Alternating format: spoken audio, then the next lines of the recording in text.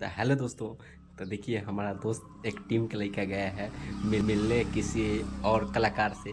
और चलिए दिखाते हैं कि वीडियो कॉलिंग में क्या हम लोग के दिखा रहा है। चलिए देखिए मेरा दोस्त गए हुए हैं, देखिए शूटिंग करने बाजीगर विवेक बाजीगर के।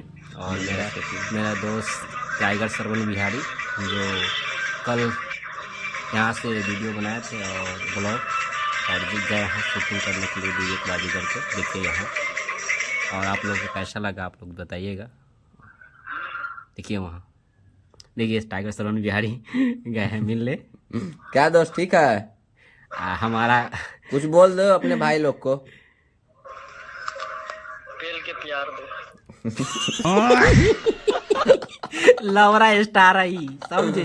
सीधा स्टार है साला ये। लवरा स्टार इसको कहते हैं। देखिए बाजीगर की शूटिंग हो रहा है। देखिए कितना बेर का देखिए एक वीडियो लगभग 50 बेर कट कट के शूटिंग हो रहा है। भैया बहुत मेहनत कर लगता है भैया वीडियो शूट करने में, हद से ज़्यादा मेहनत, ऑडियो से ज़्यादा।